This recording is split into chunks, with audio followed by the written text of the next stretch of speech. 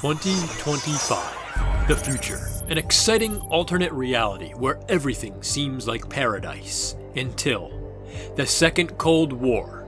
NATO and China's Security and Defense Coalition, SDC, fight over rare earth minerals after Raul Menendez crashed the Chinese stock market. What possibly could have happened? On November 13, 2012, Treyarch answered this question when they released the critically acclaimed sequel to the original Black Ops. They dubbed it Call of Duty Black Ops 2. Could this game live up to the hype its older brother produced? Could it possibly reach such heights? Today, I answer the question, did Black Ops 2 stand the test of time? So I worked pretty hard and diligently on this video, so if you would consider leaving a like and subscribe on it, that would be wonderful. Comment down below what your favorite Call of Duty game is. So the game starts with a little intro cutscene. Now the main menu. The character puts on a pair of sunglasses and shows his futuristic wristband.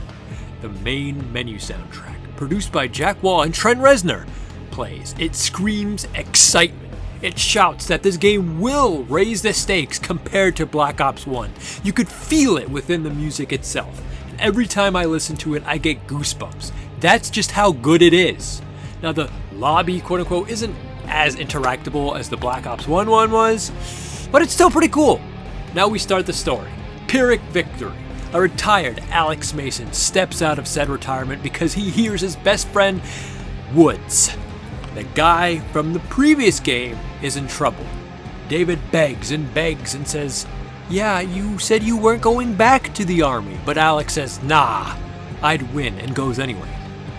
Yeah, very good dad behavior. So before you start this mission, you have the ability to customize your loadout. It's a unique feature that came to Black Ops 2 first. And before, you were just given a starting loadout. But here, you get to customize your loadout. As you play along, more weapons will unlock, and as you do challenges in each mission, more stuff will unlock as well. Now, challenges can be as simple as survive the entire mission, or collect all 3 intel pieces, which every mission has, or it could be as complex as survive an enemy RPG blast that causes collateral damage, or use a quad drone to destroy the enemy claw unit. Yes, these ones are real. Now, you also unlock camos for your guns after completing each mission. Now, what you really came here for. The gameplay begins with a horrifying sight. A man trapped in fire. He cannot get out. He's charred and blackened like a good chicken breast. We, as an Alex Mason, start hitting the bulletproof glass with a shovel, but we cannot get him out. Mbappe or Flabebe, or what's his name? Savimbi says to let him go. We cannot save him. So I get on the vehicle and watch as Savimbi screams, "Death to the MPLA!" We get a radio transmission from Jason Hudson. Yes, that guy from Black Ops 1. He has a different voice actor this time around. Well, really everything about him in Black Ops 2 is completely different. It's clearly a CIA replacement. No, seriously, this guy looks and sounds different every single game. It's obvious that Hudson is a codename or something. A persona like Spider-Man or Batman instead of being an actual person. Well, since Woods, our old pal, is lost, we need Savimbi's help to find him. And Savimbi will only help if we take out the MPLA with him. So that's what we do. We just fight until it's time to take out the mortar crews. Now the first access kit in this game, mortars. They're like kits, that you could access. Exciting and riveting, I know. When you take a loadout each mission, if you use the access kit, there's no real reason not to. You can find access kit loadouts scattered throughout each mission, and there are little secrets, and you get upgraded equipment. Now this time around, these are mortars, which can be thrown for massive explosive damage. Now, after using the mortars to destroy the mortars, I radio Hudson for air support. Yeah, big epic strafing run to take out MG trucks and tanks after even more fighting. This section is pretty linear with no real excitement other than kill, kill, kill, kill, kill. Well, after this segment, Savimbi says the MPLA isn't quite finished. Yeah, of course it's not. We only fought in a big open field for 10 minutes. 2 miles north is a river. 2 miles north we go. 2 miles north is somehow a jungle even though we're in brushland. That's a harsh transition. Well, we fly off in a helicopter. See, Woods went MIA in Nam. Alex and everyone else in Black Ops 1, including the player, thought he was dead. Well, he wasn't somehow, and he got retasked to a jungle, and he didn't want to die in that swamp. Well, actually, he didn't get retasked to a jungle because Call of Duty Black Ops Cold War completely retcons this, proving more that these people aren't actually who they are and who they say they are, but are instead code names for different people. There's got to be like body doubles or something.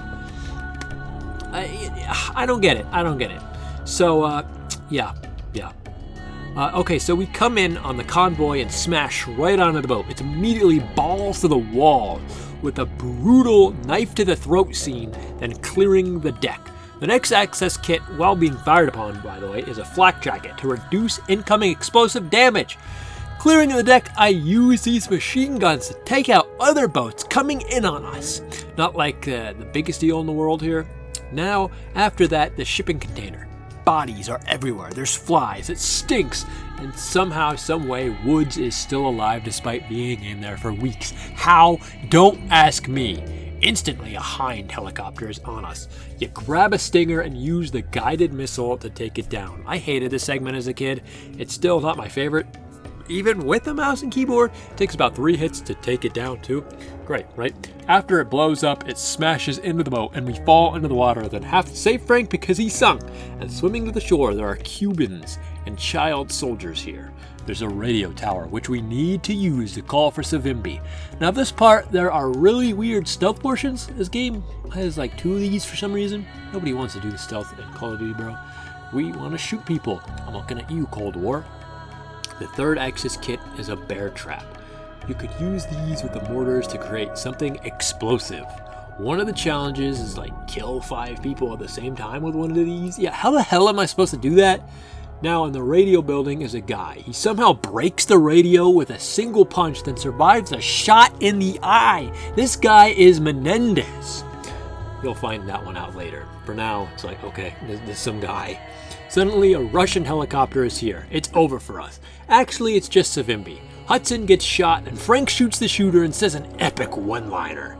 Yeah, this game definitely goes all out in its first mission. I could see why they did it this way. They had Black Ops 1 before this, and they're calling it Black Ops 2, and they had to deliver Woods and Mason and Hudson with an awesome all-out mission to start. I get why they did it, but I just didn't really like this mission all that much.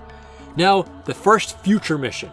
Well, I should say past, as it's 2026 right now, as I write, record, edit, and upload this, but the game has it's set in 2025. More on that later. For Solarium, I pick an SMR with a millimeter scanner, fast mag, and foreground. That doesn't really do anything. With a Cryptek Typhoon camo, and the default Titus 6 explosive delayed shotgun, flechette thing, because why not? The cutscene goes as follows. Wood talks about Menendez wanting revenge, and the CIA killed Menendez's dad. Well, you really only hear about it in a game, but there's a whole novelization type game to give you these details of actually killing his dad that 5 people total played. Anyways, rare earth elements. China controls it all. After a cyber attack brought on by Raul Menendez, the Second Cold War started. Woods knows that Odysseus, the leader of Cortesdia, is actually Raul. And now the drone race has started. Yeah, so here are the real world parallels. In real life, drones make up a considerable amount of the battlefield. In this game, there are quad drones, swarms, walking claw robot drones, ASD bots, and even hunter-killer drones and swarms where you throw it and it locks in on a target and explodes. Now, real life isn't quite as glamorous as that we got in game, but we do have drones that fly around and drop grenades or explode on impact of a soldier or a tank, and there are unmanned things that shoot at people. Very unknowable and unregal, unlike how this game shows, which is awesome. And more on why this game just missed the mark with its future tech.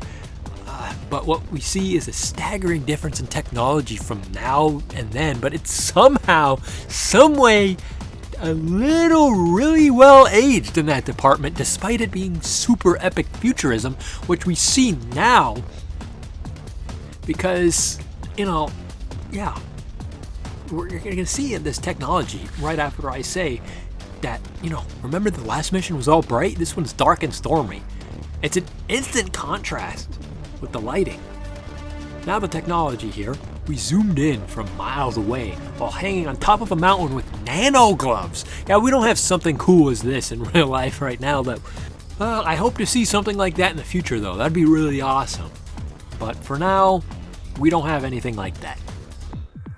So, in this mission, it's already going all out because you swing around the mountains. And when we reach the top of a certain mountain, a tree falls, and we're introduced to the characters Salazar and Crosby, 2 members of our team. Salazar has his face showing, while Crosby doesn't. Salazar is an important story member, while Crosby's pretty much forgotten about 2 missions in. Salazar also knows quite a bit about Menendez. Weird, huh? Now it's wingsuit time. Yeah, this section isn't fun if you're an idiot like me and hit the same rock several times. Now, we're where we need to be. And these guys can cloak, another difference to real-world technology. We're not quite that advanced yet.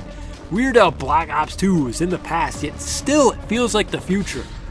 In a way, it aged incredibly well for that. It'll probably end up feeling like the future for another decade or 2 at least, like real longevity. Now in this section, we fight to a bunker. Yeah, this is not a skeleton crew, dog. One of our teammates said it was, but it's definitely not. There's dozens upon dozens of enemies here, bro. Introduce the EMP grenade. The EMP grenade disables drones and enemies here.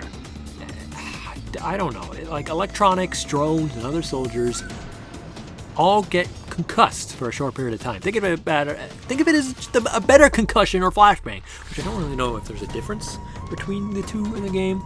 Also, you can just shoot grenades from your wrist with a displayed arc. It's really cool.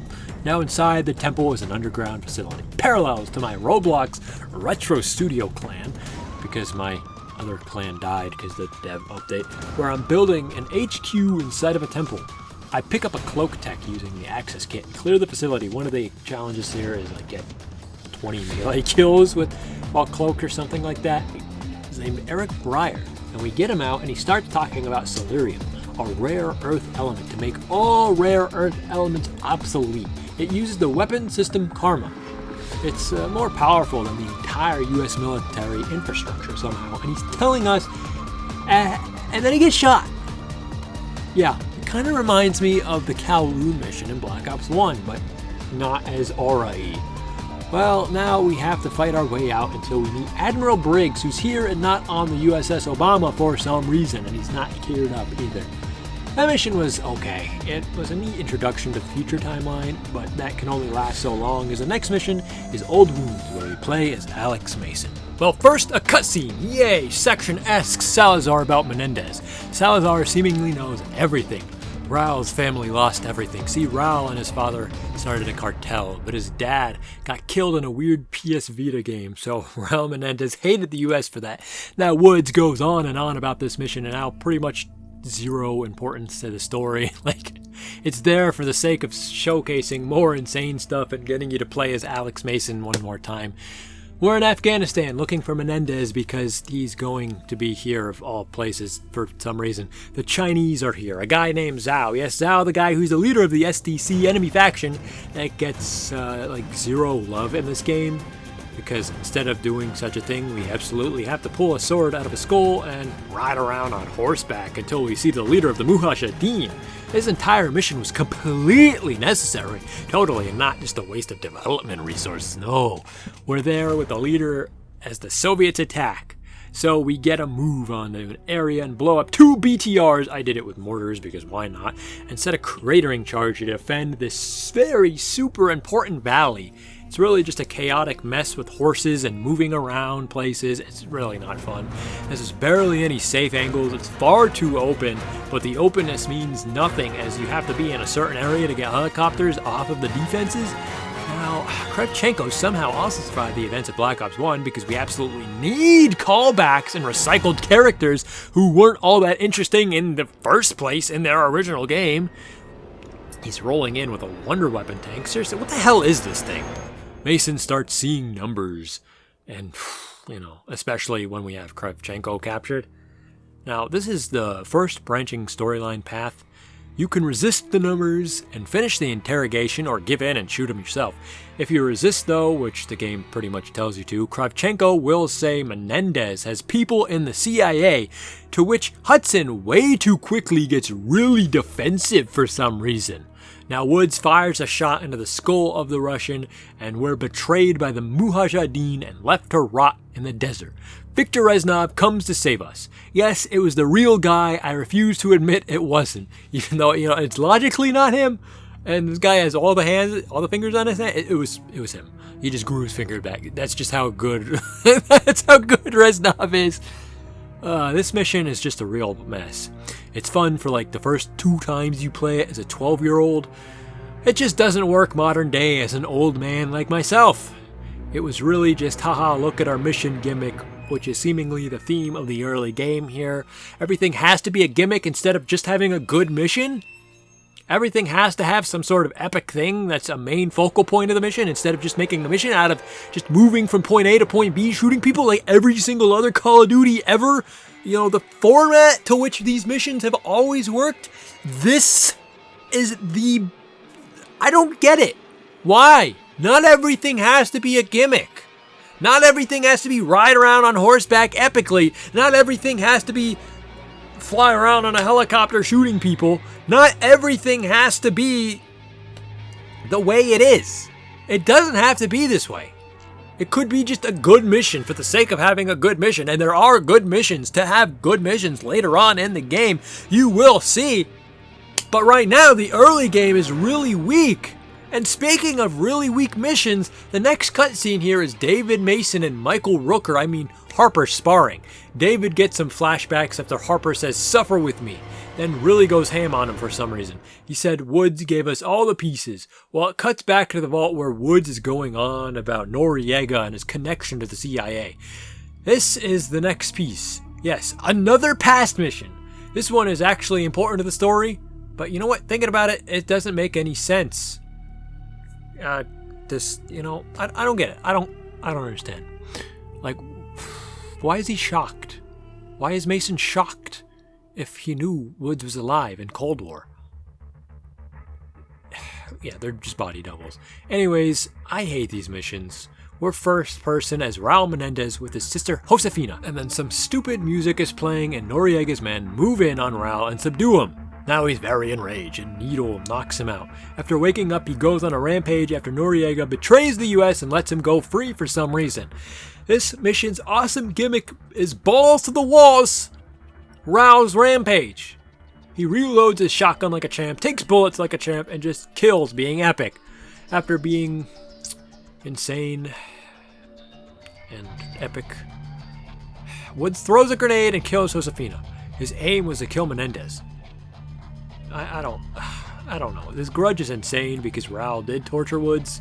Woods says he didn't know she was there, but he did know because in the next scene he makes a comment about the girl inside the bedroom. So now we really fight. And this section sucks.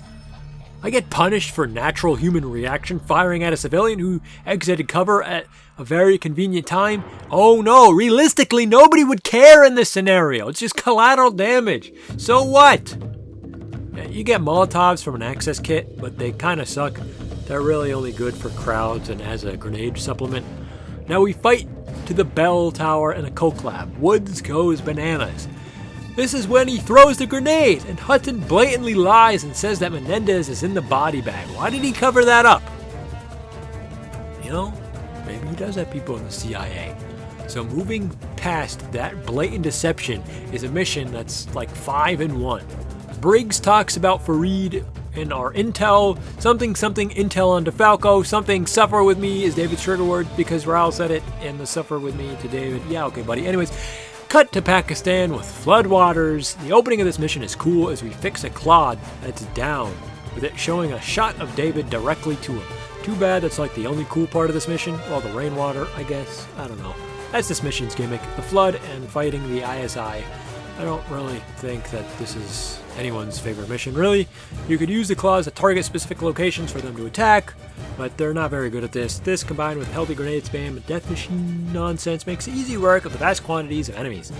Then there's the drone stealth segment, and if you end up in the building, you have to restart the mission because it's just going to catch you. This mission features a lot of stealth for whatever reason.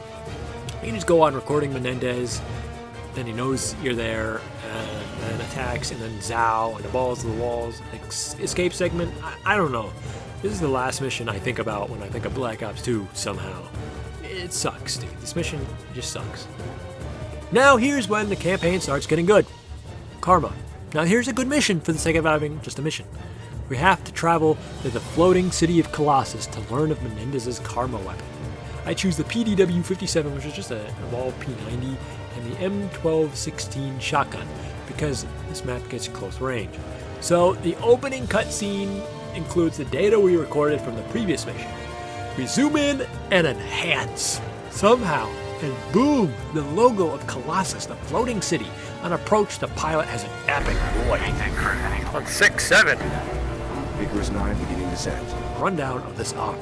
We have access everywhere, but where we want to go. And have to sneak the Ziggy bot in as well as our guns, as Union inspectors. Then Salazar makes a comment about this is how the 1% lives. There are no signs. And Harper says he's going to get some hot chick action in, and I did a little laugh as Salazar turns to him with this disgusted look on his face. Then there's a little walking section, which I'm sure some people hate, but I live for this downtime. It gives you a lot of time to just appreciate everything. This game's architecture is just so amazing.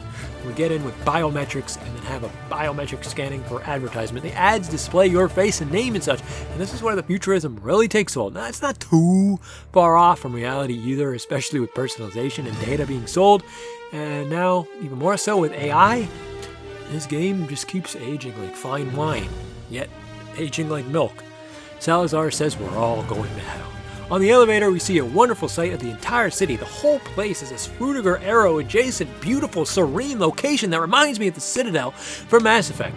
And it tracks because from that era, this was considered what the future could look like, but then was starting to become a pipe dream during 2012, so it really tracks, honestly. Salazar and his no signs is no wonder Menendez rallied so much support. I feel like every second of this mission is jam-packed with something important. Now off the elevator, Harper bumps into a girl with a mohawk who calls him a creep. Then we use the Ziggy bot to explore and get info and biometrics. Turns out PMCs are going to blow up the city. Crazy. Now retinal scans and folding tablets. Yeah, this is about right. What they thought the future was going to be in 2012. I use my 67 bullet PDW and go through the server room to find out that Karma is not in fact a weapon, but actually a person. Chloe Lynch. Same girl Harper bumped into off the elevator. What a coincidence, right? Now, we gotta fight through office building sections and see wonderful architecture. I just love it, dude. Fighting through this, we get to Club Solar. Again, this mission is just awesome. The bouncer here is like 8 feet tall and people are like 6 feet tall. I don't get it. And getting Chloe, DeFalco comes in and starts shooting the place up. A club shootout to Skrillex. I'ma try it out. It's again awesome. And considering the time I first played this, in 2012 I was really into Skrillex, you can imagine my excitement for this mission. Now we have to get Chloe back from DeFalco. It's a run and fight sprint with galvanicals and getting to the objective. I shoot someone firing back at me and somehow I fail the mission, saying I shot up a civilian. How you mean I shot a civilian? It did not look like I shot a civilian. A civilian would not be firing back at me. I was firing at someone who was firing back at me. I mean, civilians aren't going to fire back at me, but okay. Another situation where even if I do accidentally kill a civilian, nothing would happen to me. Anyways, now this is a pivotal branching story moment. You can kill DeFalco or have him escape. If you kill DeFalco, you get Chloe. If you let him escape, you either lose her if you don't do the Strike Force mission that comes after, or get her and do the Strike Force mission. Whether or not you have her will drastically change the later sections of this game and how Menendez's plan works out. To get the quote-unquote best ending, you need Chloe, so either works. But you get a camo out of letting DeFalco escape and doing the Strike Force mission, so I do that on my initial playthrough. Suffer with me, the next mission. This is the titular name for whatever Menendez says. This time we play as Frank Woods to capture Noriega. David Mason talks with Frank Woods at the vault about what happened. He's confused about the night his dad died. Woods doesn't give clear answers, but Section is pissed and demands them. Well, Woods was sure Menendez was gotten, but obviously not, so a year later he's with Noriega, so H.W. Bush demands a snatch and grab operation on Noriega. The guys to do it for some reason are Frank, Alex, and a guy named McKnight, except McKnight doesn't actually do anything in the mission other than show up in this opening cutscene. We show up at his house in Panama, and his wife is pissed at him. We share beers and get stuff to make Noriega look back from a shed. McKnight looked over Alex's case files for some reason. Woods then says the op felt fishy with Hudson at the helm, so we go in on a boat with SEALs. Why are we doing it? I don't know, why not? So we make it to the objective, false prophet. But Hudson says, no, don't extract them, we're doing a prisoner swap. Oh, okay, buddy. Woods and Mason talk about the memo from the compound, because I forgot to include that during the birding section of that mission, you can grab a CIA memo. Also, Kravchenko said that they even got people on the CIA, so Woods is furious and says he should have killed Hudson and Nam. Well, great news. Hudson is like a big boss where Hudson is the title, not the guy. So we move in on a hospital and a checkpoint and shoot Mason. Yeah, it's painfully boring. You could shoot this bagged prisoner in the head or the leg. Again, this game really treats leg shots like they're super non-lethal when the leg has a lot of squirty boys. A 50 caliber through the femoral artery is not a very survivable shot, man.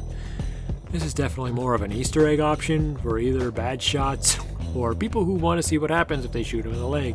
I really don't think they intended for Mason to live in canon. Oh well. Anyways, Hudson dies and this mission, I don't know, David somehow snaps out of his drug-like steak after Raul is creepy with him. I don't know. This mission, Noriega is smug, and I recall my friend saying Noriega is the smug guy from Black Ops 2 in political science class and senior year. That's about all this mission has going for it.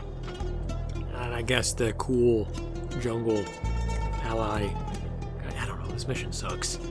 Next up, we play as Fareed to infiltrate Raul Menendez's inner circles.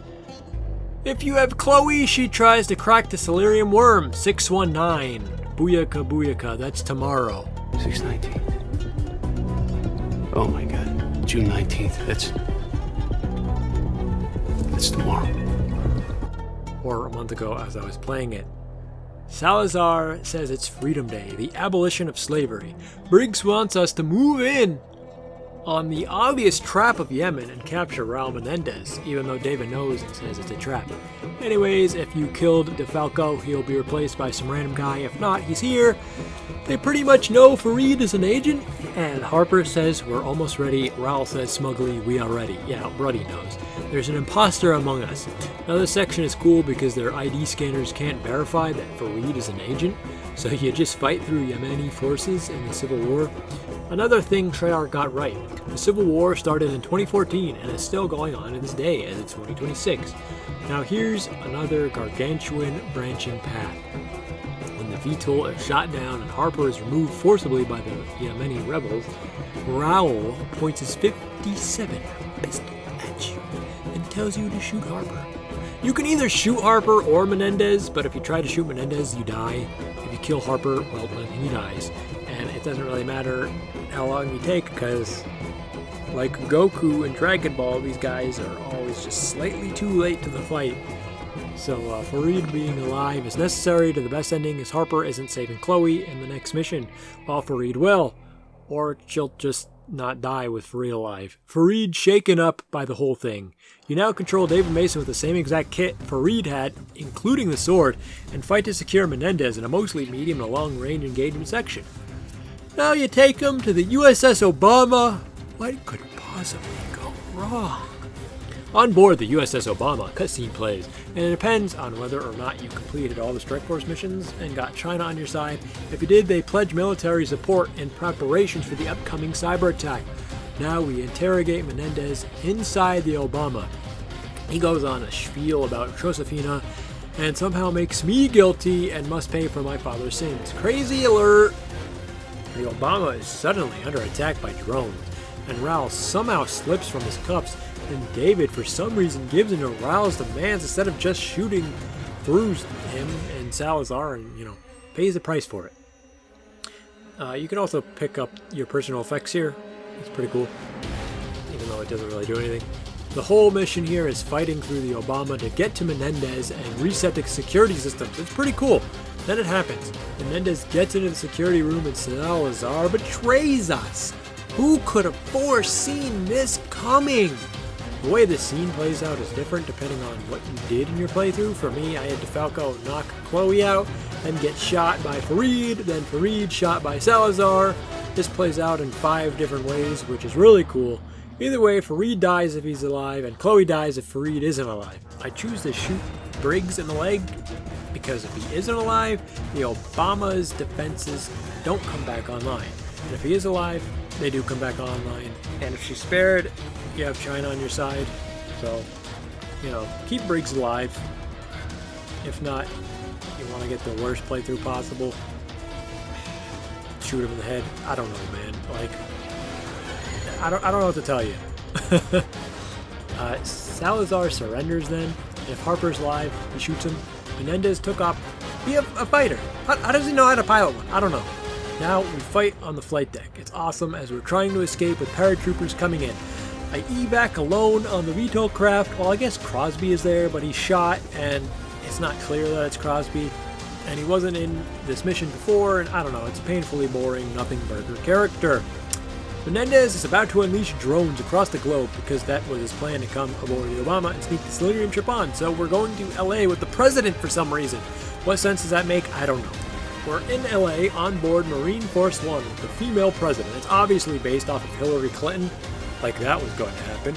The timeline was altered when Trump won in 2024, so no woman president for when this game takes place. Marine Force One is shot down by Raul's PMC because it has zero defenses for some reason. Now the entire city is under attack by drones, and the Arcadius building is on his wrist tablet. We're evacuating the president to prom night, whatever that is. So we go on the highway and use a SAM site to shoot down tons of drones. Then the vehicle falls. I'm getting support from a fighter jet pilot named Anderson, and all her people are off fighting drones, so it's just her. Now you can choose to rappel down or sniper. I choose to go down this time around and fight. I secure the president and another G20 leader. So this mission has G20 leaders you could save, but there's no real consequences to not saving them, honestly, so it's just an optional objective challenge. So we take the convoy and drive downtown before getting rammed by a truck. Holy moly. This fight is downtown now. There are claws I have to destroy. I also have to protect another G20 leader. I move up and boom, I'm out for the fourth time. Section is going to get serious brain damage from this. Probably some CTE. That's probably what Black Ops 7 was. Yeah. Anderson is then shot down. We just casually pilot her FA-38 fighter jet in a balls-to-the-wall segment, fighting drones with Skybuster missiles and our guns and afterburners. We're then shot down and eject. Yeah, poor David's entire body and spine and brain are just taking a beating today. After this mission, they figure out how Raul did it. He was a Trojan horse, the Odyssey Odysseus, the bad humiliation ritual Nolan movie. Everything of Menendez's is located in Haiti. If he did the Strike Force missions, then China and the US will launch a dual assault on the country to get to the compound. We airdrop in with glider suits and an epic scene with AA fire. We land and fight through courtyards. The Chinese got the rooftops to take care of the snipers. Of course, if you do the Strike Force missions. And of course they get the easy part. Then when inside the compound, Menendez broadcasts a signal. He destroys all the drones and says the US military is crippled. I mean, okay, you could have destroyed everything, but you didn't for some reason. You're just taking the drones out. Just taking them out wasn't going to do anything, bro. Like, you could have made the US fight and take more stuff out and kill more soldiers. What exactly was his end game here? Then some idiots go to a stripped body and explode to death. Of course you die, bro. The number one rule is not to do that, bro. Now the compound is on fire. Menendez is trying to escape, so we bolt to where he is. I don't know why he went to this compound. And utilize my epic slow-mo skills because Section has Deadeye, or a poor man's version of Golbo's time stop abilities, to slow-mo and stab Raul right in the femoral artery. Somehow he is okay. He says to murder me for Corus Dia. I mean, I think this is the canon ending to just shoot him, but screw canon. My canon is the real canon. Plus, it's more epic to spare him and show him mercy. This is the final ending choice. With him spared, there's a satisfying scene of him being hauled away with planes flying over. He says to study Ulysses and be ready. We'll see him in 1 year. And planes fly over. Super epic. Not quite as epic as the Black Ops 1 mission ending, but, whatever. What did Raul mean by that, though? That wasn't going to happen anyways. Maybe after Ghosts, Black Ops 3 should have been that, but it wasn't. I don't know, man. I don't know. So the campaign was okay. The back half was absolutely awesome and the best campaign ever, while the front half sucks donkey, dude. It's not quite as awesome as it was when I was a teenager, but that's okay. It's still leagues above pretty much every other Call of Duty. It could have benefited from like 1 to 3 more missions with a bias towards the future. Like if they did 3, like 2 future missions, 1 past mission, even then, I don't like the past missions. The past missions just feel disjointed. It's zero cohesion, while the futuristic missions, at least towards the back half, make sense and are interconnected. I really think just a few more missions would have made it feel a lot better and not rushed. I think they put a little too much development time into the Strike Force missions and the past missions, while they could have gave us at least 1 campaign mission from that. I don't know. The futurism was awesome. The past wasn't so much. What else is there to say other than it's good? Speaking of the Strike Force, I'm just going to rush through these real quick and give a quick rundown. So these are optional missions that you gotta do to get the best ending in the story, but they're optional. Strike Force FOB is the tutorial mission. Defend 3 locations from constant enemy assault for 10 minutes. If 2 objectives are destroyed, then it moves to the final objective to defend. Not a bad mission. Shipwreck, you have to move to 3 objectives, plant the thing, and defend it until it's yours. Your team is horribly incompetent even if you do direct them, so you're stuck doing everything yourself, so good luck. IED is an escort mission. You escort Russians through the Afghanistan mission desert area and destroy IEDs, cavalry, helicopters, and tanks. In this one, you're in the air, so whatever. It mostly sucks as an escort mission. Why is the convoy being attacked so hard? I don't know. Second Chance appears if you don't have Chloe saved during the Karma mission. It's assaulting Yemeni forces and rescue her. It says other VIPs in the mission rundown, but she's really the only VIP here. Search different locations, then find her. You get to play as her for 15 seconds as you run to the extraction point right next to where you get her. Finally, Dispatch. I loved this one as a kid for some reason. You have to assassinate the chairman of the SDC, Zhao. Move in on his downed VTOL, then hack it with an EMP. Again, your team sucks, so I just have to solo defend it.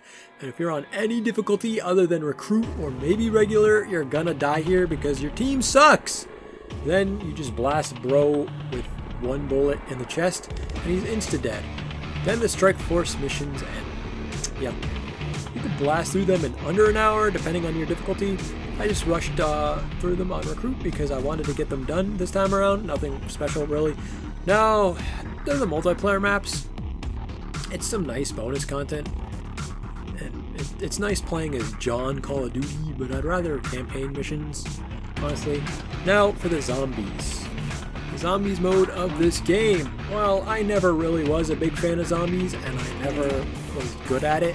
So I don't feel comfortable giving a review of something that I can't properly enjoy due to a lack of skill and a lack of interest. That being said, I did like Transit and I did like Town. I didn't really like Farm. I had Die Rise as a kid, but it wasn't as fun as Transit to me.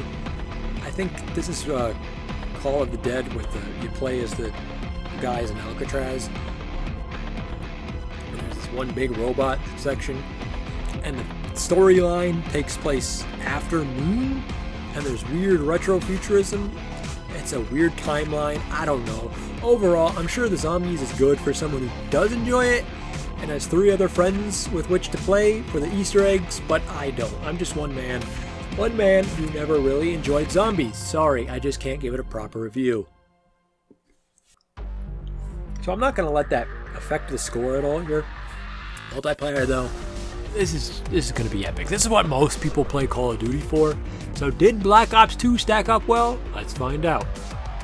First up, the most popular multiplayer map of all time in the Call of Duty franchise. You love it. Everybody loves it. Nuketown 2025, a retro-futuristic take on the original Black Ops 1 Nuketown map. Right, it's popular for good reason. It's an absolutely great map for low ratio battles. So your one-on-ones, your 2v2s, your local play bots. It's a great map for it. You know, you got a friend, play with them, take down some bots, have some fun. However, I do think if you're throwing it in with a full 20-player lobby thing, it's gonna suffer. And you're playing it every single time it pops up on mission loading, so you're gonna be playing it a lot. So it has some of the best camping spots of all time. yet it's still quite short range when you're not in those camping spots. There are some sniping possibilities. Overall, it's a really good map. High good tier. I just think it's just being overplayed, and that hurts it a lot. Now, alphabetically, I just wanted to get Nuketown another way. Alphabetically down the list. Aftermath. Ugh, it's pretty poop, dude. Yeah, I think everyone holds this opinion. Well, at least the majority of the people. I don't have any good memories with this map, unlike Nuketown, right? There's no fun camping spots, and it's just one big giant lane with half lanes at the ends, indoors. There's a cool Easter egg saying Erdman's tier. I'm not really sure what that means, and they're free. And there's a nice little blue sign in the back. That's about all the fun I had on this map, though. It's just not a good map in the slightest. Cargo, I mean, it's alright. Like, it's kind of rainy. That's nice. I feel like all the rain maps are going against the SDC, though. There's a nice, big, open, fun area, but also lots of cool flanking routes. I mean, nothing about this map really stands out, but that's a good thing because it's not a bad map either. It's just a firmly mid map that I wouldn't mind in a rotation. Carrier, you know, I really don't usually like this one. I've always been really averted to it for some reason, and there's a good reason for that. But after playing it for this review, I came to the conclusion that I actually really like it. Don't get me wrong, it's not a top tier map at all, but it's pretty good. It's cramped and tight and has the weirdest open sight lines, but that works for its benefit, I think. Every other map is traditional. This one breaks the mold. Matches here can go by super quickly, and there's a route that's inside the ship, which is nice and slim, a little half lane. A lot of the maps in this review was like, hey, here's a super chaotic map, but not in a good way. This map is chaotic in a good way. Drone. Honestly, this map tries doing too much at once. It tries having 3 lanes, but really ends up just being 1.5, with the outdoor section being the main lane, with the half lane being inside, and a contrastingly futuristic drone facility. Don't get me wrong, I like the contrast, and it stands out, but if it were a more memorable map, this would be cool, but since it's forgettable, I don't know, man. It's somehow both a short, medium-sized map and a giant map at the same time. I think a lot of that has to do with the engagement time, and it's vertical and not a very good way. You think because of this, you'll have time to snipe, but somehow it's bad at that. I don't understand this map. It ends up being something experimental like Carrier, but it fails at it. There's some nice camping and a turret spot though, and you could hear monkeys. There's also a really weird section in the back of the map I never noticed until now. Like, who the hell goes back here? And this is very good for theories as kids. If I were a kid, I would have loved this, but I didn't know this when I was 12. Express. This map is certified awesome. There's fantastic sightlines and 2 amazing little camping spots, and even another if you're brave enough and want to go inside. The lanes here, both inside and outside the plaza, are so good. Even being a map I didn't play much as a kid, I enjoyed every match I played here. It's one of those maps where you don't really want to play, but when you do, you realize, oh yeah, this is awesome and it's fun. And an all-around great map. There's nice aesthetics, nice really everything. It's one of my favorites. Hijacked, another super popular map for even more good reason. It's a tiny ship with some close quarter sections darted all around, such as on the sides or the weird underground areas that nobody uses, but this map can be absolutely fantastic for sniping and camping.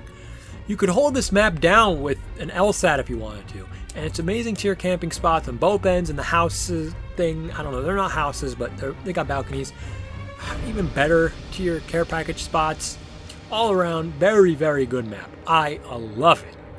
Also, there's a stupid video on a Batman Easter egg I watched as a 12-year-old thinking, yeah, I want to try. It never worked because I was a stupid kid, and it doesn't work. Meltdown.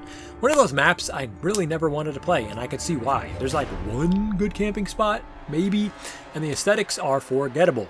Despite that, the layout is alright. There's a giant open area where most of the engagements will happen, but then there's this weird circular CQB section that can sneak up with engagements.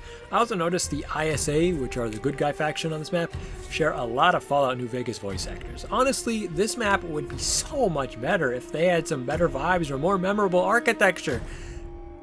But because it doesn't, it's pretty mid. Overflow. Overall, It's not the worst map in the world. It's not good either. It's like a mixture of the Dispatch and Fallen Angel campaign missions. Like, I could see the appeal on this map. If you like it, then, you know, I could see why. I just don't like it personally. There's a ginormous big open section with some side streets that's pretty much no one's gonna go on them. It's yet another big one-lane open kill zone map this time with nothing resembling a fun camping spot. The aesthetics drag it down too. Like, why would I want to play in the Pakistani slums in my game about drones and super cool futuristic stuff? It's a bad map. Plaza. I think this might be my favorite map. It's set at night, so it's got a unique vibe to it. It also contrasts because when I think of the Plaza and Colossus, I think of this futuristic Fruitiger Arrow adjacent Wonder Futurism optimism crap. So the dark really clashes in a fun way. There's a great layout to this map too, with the side lanes actually being relevant. The aesthetics are the best in the game here. Camping spots are available and actually are really good. There's indoors and outdoor sections with a fun club area blasting Skrillex. It's chaotic in the best possible way, instead of being poop. Time to breathe, time to exist, but time to engage people. Lots of engagements. It's overall a fantastic map. Raid is set in Hollywood. Raid is a super popular map. For me though, it's a little overrated. Ha, get it? Overrated. I'm getting too old for this crap. There's a giant circular section in the middle. A common trope with BO2 maps here. And there's a good camping spot overlooking it. There's a side lane that racks up a ton of quick kill engagements too. If you want a place not to breathe, go there. There's really no winner for any sort of combat types with no good CQB, medium, or long range segments, so you're kind of just in limbo here. It's a good map, it's just a little overrated for me personally. Slums, oh boy. The devs really saw the 1985 mission and said, yeah, let's make it into a crappy multiplayer mission because the people playing, they don't like futurism, they like this slop. Nobody ever said in the history of this game, hey bro, you want to play slums? Where's the futurism? Where are the camping spots? Where's the fun? It's crowded, yet the CQB sections suck. How do you manage that? I hate this map. Next, Standoff. It's my favorite base game sniper map. Yeah, it's not super futuristic, but it's still fun regardless. There are top tier camping spots in both of the big buildings. It has what you need for long and short range engagements. It's not like the #1 map of all time, but it's still top tier. There's not much to say about it because it's just good. It's just a good map. Turbine. No, I don't think anyone, think no one ever played Slums and enjoyed it, think no one ever said, let's play Slums. Now take that and divide it by 0. Literally no one on Earth likes this map. The only cool thing about it is the mounted death machine. I couldn't even finish the match here. It just sucks so bad. And, Yemen. Why are we ending so horribly with the base game? What's up with these non-futuristic maps, bro? I can't do Yemen either. No one ever said, let's play Yemen. And I'm also noticing a pattern that every map where the Rebels faction is sucks. So here's a tier list video of me ranking the base game maps. Okay, so you're gonna get a very high quality review here about the base maps. This is pre-DLC. I just did all the base maps, and I'm gonna give you a very fair ranking here. Aftermath, this one's pretty bad. Like, I ain't gonna lie, it's really bad. Cargo, it's alright. Carrier, I think is good. Carrier's pretty good. It's decent enough. That's DLC. No way, this is real. Drone's pretty bad. I'm not gonna lie, drone is really bad. DLC Express.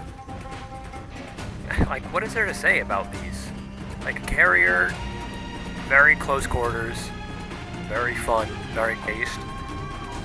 Cargo it's just mid. Like, there's nothing to say. It's just mid. Aftermath, the layout is terrible. It's not fun. It doesn't look good. Drone, it looks good, sure, but it's just not fun to play. It's a glorified one-laner. Right. Express, though. Express is fantastic. Putting it in... I'll put it in fantastic. No, I'll put it in the absolute best, because it's got multiple lanes, It's got verticality, good camping spots, very fun, fantastic. No, I don't think it has good care package spots, but the spawns are fun. It's a really good map. It's fun. You can play any play style here. Hijacked, we're gonna put it with the absolute best because it's very close quarters. It's the better Nuketown. It's very fun. Good camping spots, great care package spots. Absolutely fantastic. That's DLC. Meltdown. Meltdown's gonna go in mid because there's really just a glorified one lane, and then there's that circular area. It's not really that good. Mirage, what are those Phantom Forces? Nuketown. We're gonna put Nuketown in good. I think. I'm not a big Nuketown fan. I mean, it's a good map. Don't get me wrong. It's a good map. Like, that's the thing. It is a very, very good map. However, that's all it's got going for it. It's just good, right? And you can play it at any time. Overflow? Yeah, I think that's the default. Overflow is gonna get bad. I don't really like Overflow because, again, it's just a glorified one-laner and it's not futuristic. It's not fun at all. Now, whereas Plaza is futuristic. It doesn't really justify any playstyle. It's really more close to medium range. Like assault rifles, SMGs, shotguns. That's your way to go here. Nighttime as well. Like, look at these. These are all daytime, right? Whereas Plaza, it's nighttime.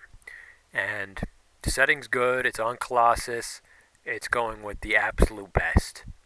Raid is pretty good. Raid is a good map. For FPS, I played it on a TPS, third-person shooter map. Not like that. It doesn't work with that layout. But for a first-person shooter map, it's okay. It's pretty good. Like, it's not mid, but it's good. Because, you got the camping spot, the one good camping spot. You got the super area in the middle, and then the other lanes are actually viable. And it's not terrible. It's not absolutely atrocious when you run through. And, it's chock full of enemies. Like, you will find an enemy or two, but it's up there. Slums is bad. Slums is a bad map. Like, come on, man. I cannot stand Slums. Nobody in the history of Black Ops 2 said, let's play Slums. Alright. It's got the big... a lot of Black Ops 2 maps fall in the problem area of one lane, and then the side lanes are trash. And with one of the side lanes for Slums is chock full of enemies. It's going to be packed. Unless you're throwing explosives in there, which probably aren't going to work, it's not the map to go. Standoff is good. No, I'm going to put Standoff at fantastic. It's just short of the absolute best. Why? Not futuristic. Right? Whatever. But fantastic buildings, camping spots. Not so good for the care package. You're not going to be safe. Otherwise, it's pretty good. It's a fantastic map. And then Turbine and Yemen. Nobody in the history of Black Ops 2 said, let's play Turbine or let's play Yemen. Yemen is just straight garbage. Alright, there's no way about it. Just no flow on Yemen at all. And the no flow on Turbine either. And the only good thing about Turbine is the mounted death machine, and that's a consultation prize. No reason to play Turbine whatsoever. You could go without these 6 maps. And then, if you just play these maps,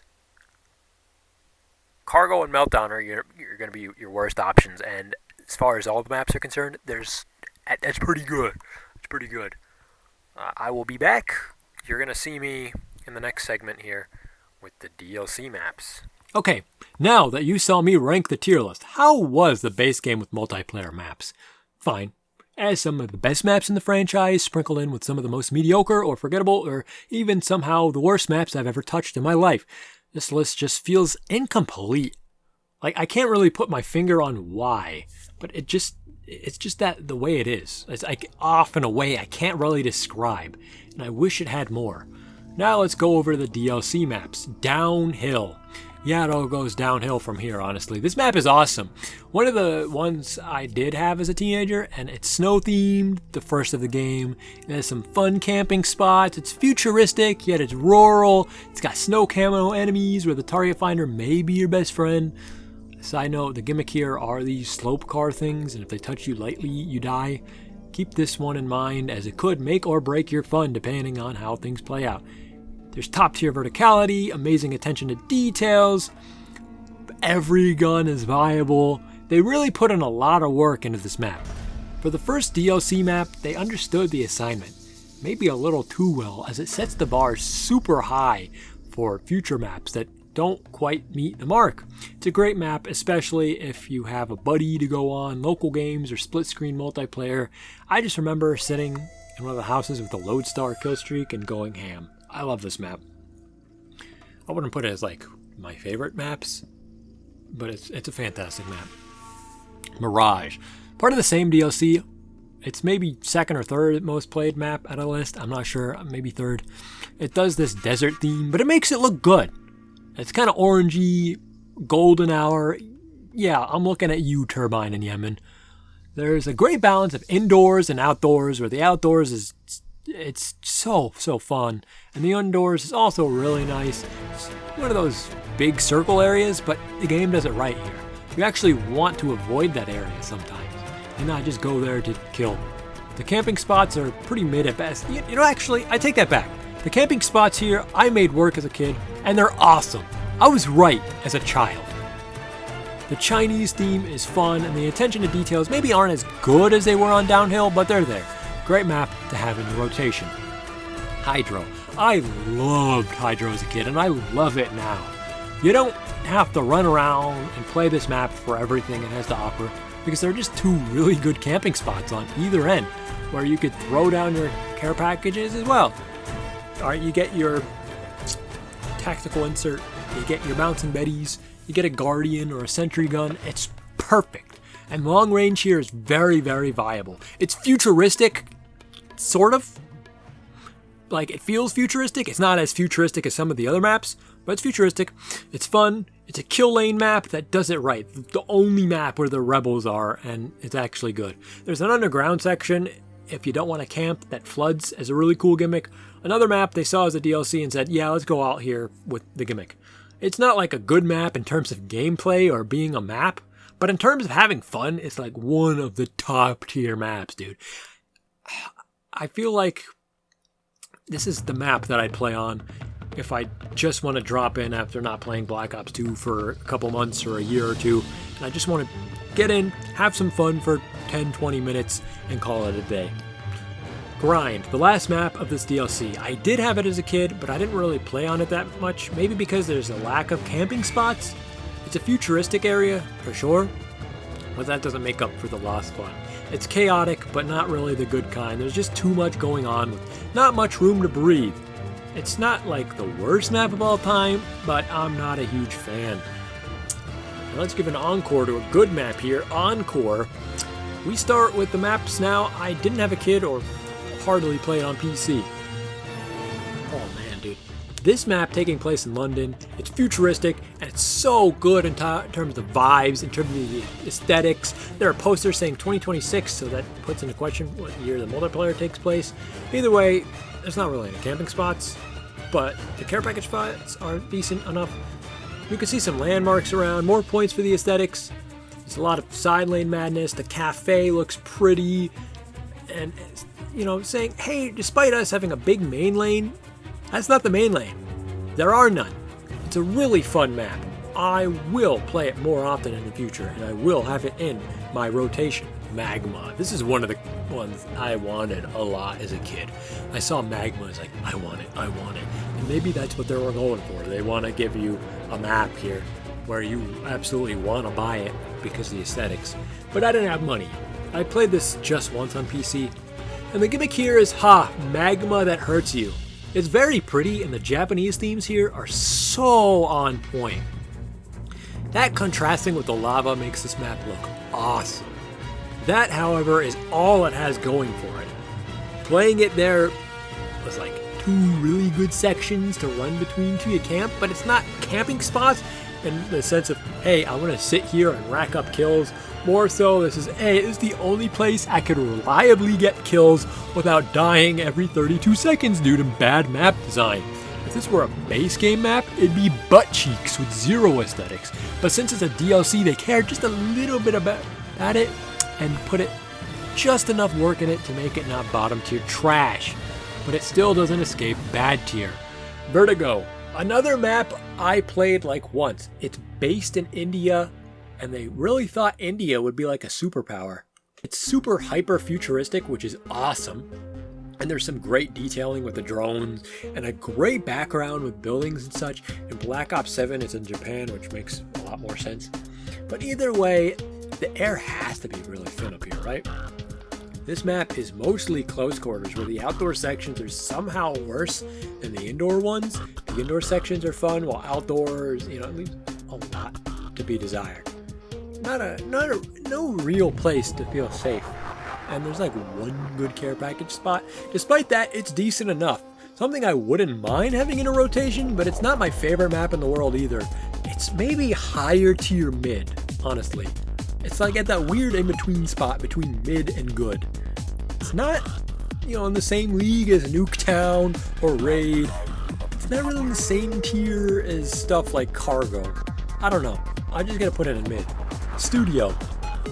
This is just the Black Ops 1 firing range map without the Cold War Vietnam aesthetics that really made that map what it is. I mean, the Hollywood movie set stuff breathes some fresh life in this map, but because of it, I think it somehow changes the map entirely. It's neither better nor worse. And it's not a lateral move either. It's somehow all three at the same time. I don't know how it achieves it. I don't know. It changes the map. The background mountains are cool, and overall, it looks really epic. Since it's firing range and actually balanced out map, there's all sorts of engagements where literally every playstyle is viable. I absolutely adore this map, but since it's missing quite a bit, it'll just be chucked in good, I think. Uplink. Uplink is just Black Ops 1 Summit, but jungle and rainy. Don't get me wrong, I love the vibes and aesthetics on this one, and I love Summit, but like studio and firing range, I think it lacks because of the lack of snow. Also, this map was balanced for Black Ops 1 multiplayer. The multiplayer on BO2 is so much different, and as such, plays so much differently. It's still really good. I'd say it's like between good and fantastic, but I'm just gonna put it in good. It's a good map. Now, Detour is a futuristic bridge map set in New York with tons of New York landmarks visible in the background, like the World Trade Center, the new one, and the Brooklyn Bridge. It's a classic 3-lane, but really not because it's a giant death zone in the middle. But the only place to breathe being 2 tiny little risky buildings and the underground section, not even that is safe, honestly. It's just a little too chaotic and crowded despite the theoretical great long range options. It's an obvious weak link in any sort of map rotation. Would I mind having it in a map rotation? No, it's not the worst to have. It's not, I don't think it's mid. It's a bad map, but like, it's on the upper tiers of bad. If you have it in a rotation, I'll play it. I'm not gonna enjoy it that much. Also, that being said, this game really seems to have a thing for deceptive marketing, as later there's a map that feels short range, but ends up being long range somehow. Now, Cove. Not the UCR base, which also sucks like this map. Cove is in international waters, and it's a deserted island. It's the biggest section, being the beach, and it's the outside of the map, in a circle, kind of, with cliff sides making the inside of the map short range, perhaps the shortest range of the entire game, and somehow the longest range of the entire game being just outside of it. It reminds me of that one Mass Effect 2 mission with Jacob and his father, and not in a good way either. No spot feels safe, except that maybe the plane, and even then, that place sucks. There's no room to breathe. The only good thing about this map, and the only thing it has to go for it, is the aesthetics, as the rest of the map is either lackluster, at best, or just horrible in 90% of the scenarios. Awful. Rush. Remember how Encore was 2026? This map has posters for tournaments in the 2030s. I don't understand. I don't understand anything anymore. It's deceptively medium to long range despite advertising indoors CQB. Yeah, it's mostly outdoors. I don't understand this either. I set up my score streaks to be set for indoors, but it turns out it was mostly outdoors. There might be good camping spots here. I think like the one building. I'm not really sure though. This is the first time I played it, and I haven't played enough really much to say. If I had it as a kid, maybe I'd do that, but I don't know. Maybe I'd like it more. There's just too much going on at once. Remember in Downhill how they put work into like every little segment? To me, it seems like they only put work into the paintball shop area and then called it a day. Now Dig. Dig is not very futuristic, but that's fine. It's way too chaotic, but that's also fine. It's somehow both super long and super short range at the same time, but it does it in a much better way than Cove, honestly. It's an okay map. It doesn't excel at anything, but it doesn't fail terribly at anything either. Not much to say. This is kind of like Dispatch, but it's better. It's better than Dispatch. I wouldn't mind it on a rotation. Not the best map in the world. It's pretty mid. Another snow map is Frost. Unlike its older brother though, it seems like they only put work into the cheese shop, which coincidentally is the only viable camping spot in the whole damn map. And even then, it feels like you're not safe there, worth a damn. Like, it's chaos in a decent way. It feels like a lot of the DLC maps emphasize chaos. I don't know. Frost is an alright at best map. Pod. Pod is a failed Utopia Taiwan city with this rain theme. Why not just make it utopian? Why make it failed? Couldn't be bothered to put in the work to make it look like Plaza? It had potential to rival Plaza with its aesthetics and vibes, but instead of being, Fruta Guerrero adjacent, it's just another jungle map that does nothing good. It's too chaotic, it's too cramped. I don't like maps where I have no room to breathe, and you didn't have any in this map, so I don't like this map. And finally, Takeoff. It's on a spaceship platform where the futurism is back, baby. And just like that, it's fun in almost every possible way imaginable. If I had this map as a kid, I might even rank it higher than I am now. It's fun in basically every capacity. It just feels like it's missing something, and something might just be experienced. I don't know, who knows? So the DLC maps started strong and then just didn't reach those heights again, to be honest. As far as multiplayer maps go, Black Ops 2 has a lot to offer, yet somehow not enough. Even with the DLC maps, it feels like it's just missing something. It feels like there's not enough maps. It needs more. That's the downfall of this game's multiplayer, and part of the reason why I wish it would mix with Black Ops 1.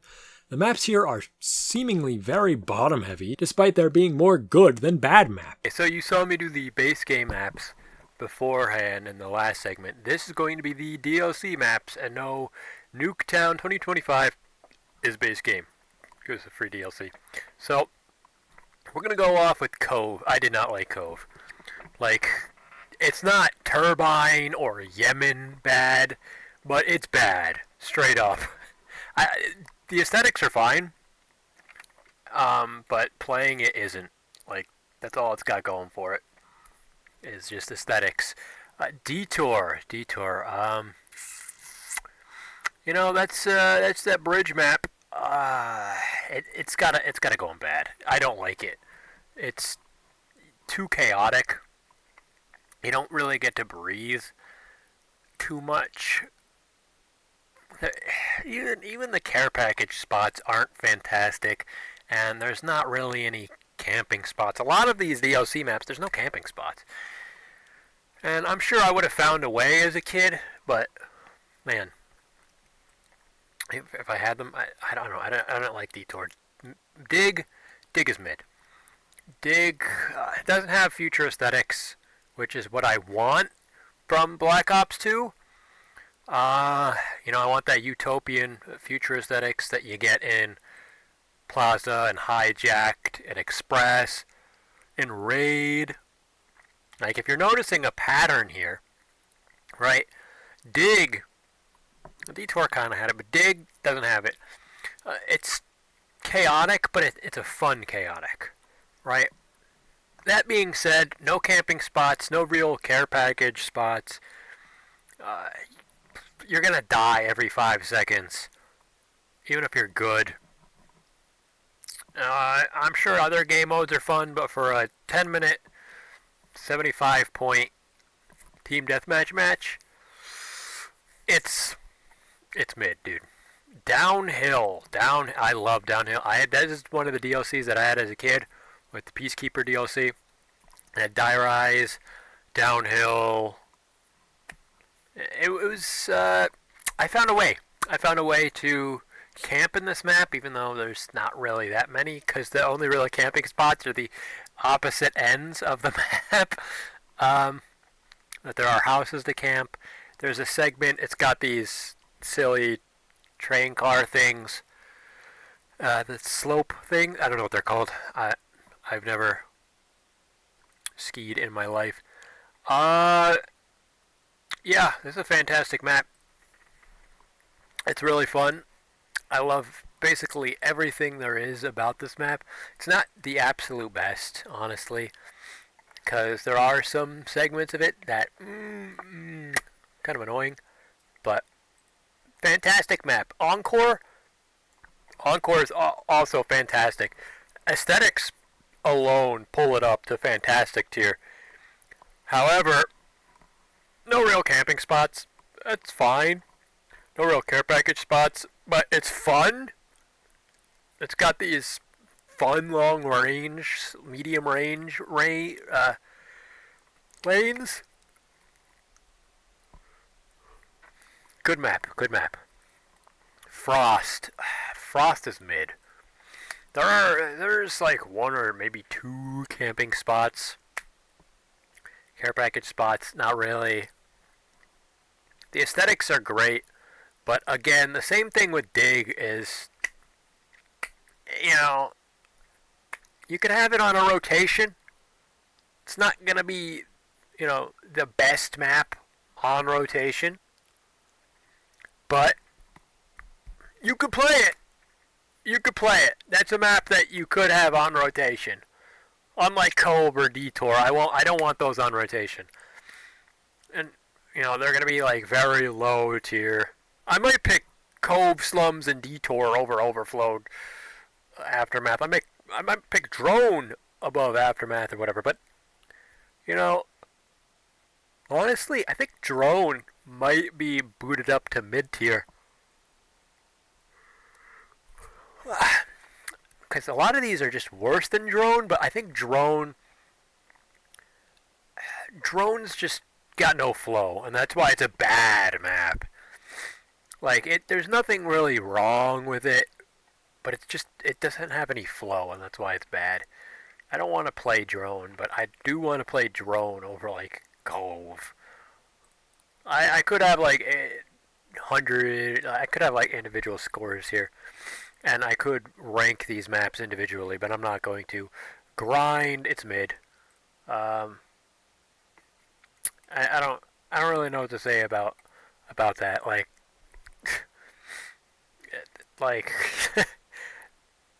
there's nothing to say about Grind.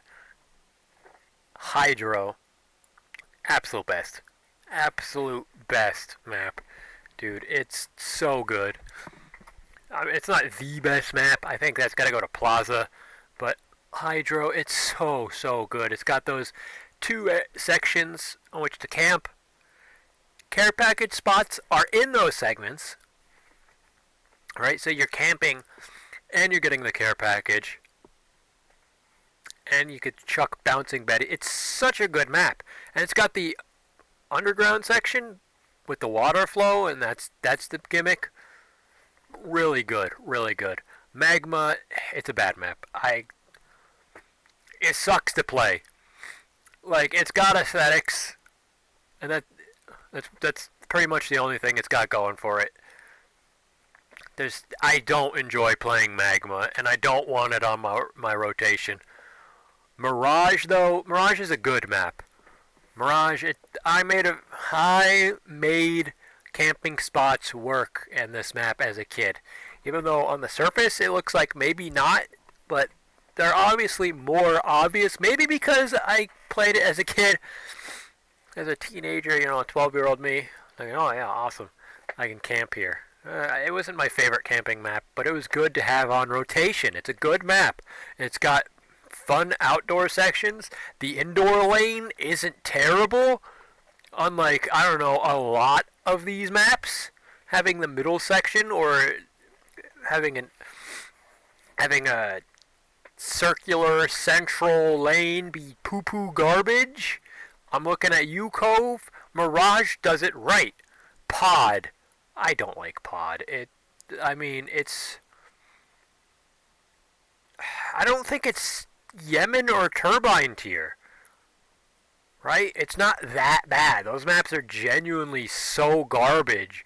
But Pod, it's pretty low. It doesn't give me a second to breathe. And I like to breathe. I don't want to have to be on my toes 99% of the map. I want to be able to breathe in between lanes. I don't want every single second of the map being a hot zone. I don't like that. And as such, and the aesthetics, failed utopian city. Why didn't you go all in with it just being a utopia? Rush, it's a mid map. There's nothing really interesting about Rush. Like, it would have been better if the indoor section were bigger. It's deceptively long range. You know, they say, oh, look at this indoor section that we're advertising. And then most of it's outside, and you're never really inside the inside section. The inside sections are fun, but the outside sections stink.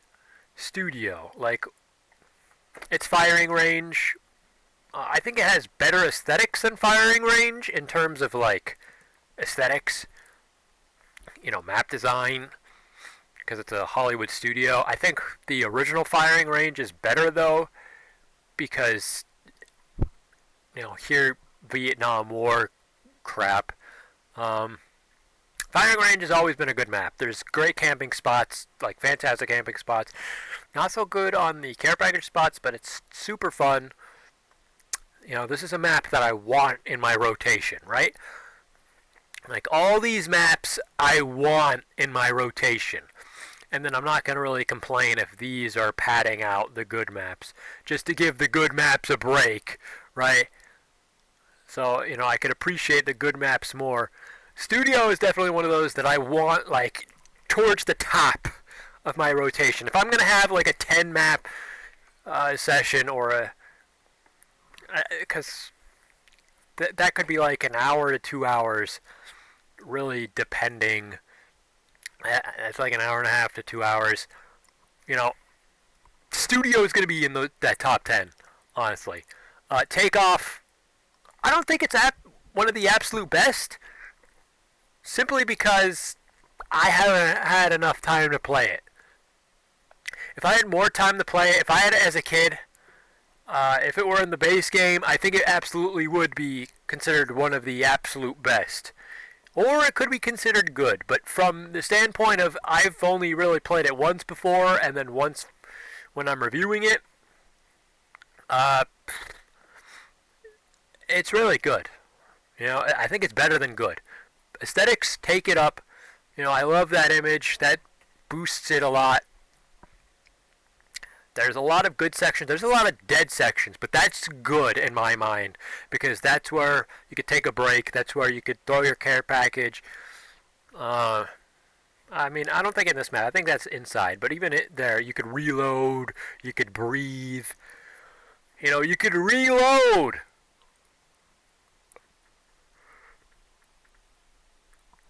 Uplink. This is I forget the name of the map. Another Black Ops 1 remake. If it were snow themed, I think it would be in the fantastic tier. But the rain's kind of taking it down. I think this is something that uniquely works for Black Ops 1 as well. The map works better in Black Ops 1 because in Black Ops 2, you know, the multiplayer is different. But for Black Ops 1, it works tremendously. And it's snow, and it's a fantastic map. It's got the aesthetics. It's fine. I like the snow better. It's a good map. And then Vertigo. This is interesting because it's not mid, it's not bad, and it's not good. So I'm gonna have to chuck it in mid. Like I'll have it in my rotation. That's fine. I'm not gonna complain about Vertigo, right? I'm not gonna complain about Vertigo. But you know, so 10 map rotation. If I'm gonna have a 10 map rotation in this game, and I have to pick, I have to pick from the good and up, and I have to pick one mid map. What mid map would I pick? The mid map that I would pick, that's a really tough one. Because I could see myself really picking any of these. Honestly, I'd pick Meltdown. Meltdown is my mid. Then Nuketown is an obvious. You need it in the rotation. Raid, you need it in the rotation. Studio, let's pick Studio for the rotation.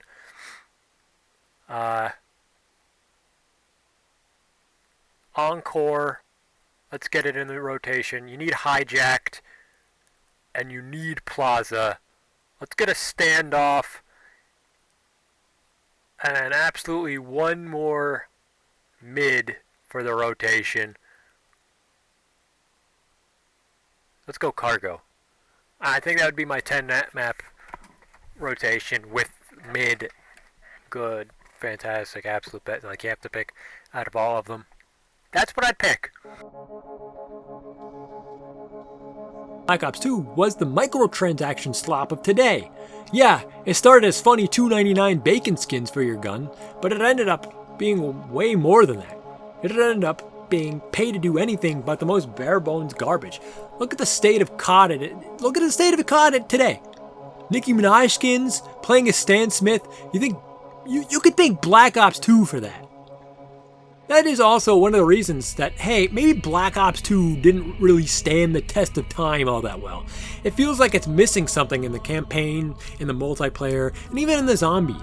It started the downfall of COD. It started the futurism slop we got for several years that didn't end until recently. Everything bad about COD can be pinpointed back to Black Ops 2, yet despite that, I still love it. You know, it's still my favorite Call of Duty to today. Is this rose-tinted glasses speaking? Most definitely. There's no way someone who has the objectivity looks at Black Ops 2 and says, yeah, this is the greatest. But for me, the vibes, weird proto-futurism that just exceeds postmodern tech, time the game came out, and the fun I had as a teen on this game results in Black Ops 2 being an exceptional tier game for me. Does it hold up? No, not in the slightest. This game aged like old milk left out in the hot desert sun. And yet, despite it all, I still think Black Ops 2 is the best Call of Duty. Not because it's good, but because of the fun I had playing it. It started a lot of the trends, both bad and good.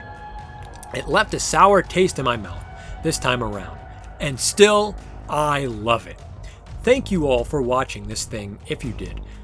I took a little longer than I would have liked making this video, but to be fair, a bunch of storms ravaged the Northeast in early July, ended up taking up my power for way too long, which ended up being like a whole week of lost time. I also had a different video in mind I was researching for on the aesthetics of video games, but I saw Black Ops 2 got remastered and decided to hop on the train for what I thought was going to be an easy, quick video that ended up with a lot of days of me just being too tired to do anything. Thanks to life beating me down recently, because I've been just working my butt off with a lot of things, you know. Anyways, if you are still here and you're going through, you listen to me with my dry mouth and my dry commentary and my dry voice, because we're an hour and 6 minutes in. Leave a like, comment, and subscribe so I can have even more motivation to lock in and finish my aesthetics video and make even more low-tier slop content that will hopefully fill people's feeds. Fill people's feeds. Fill people's feeds. Fill people's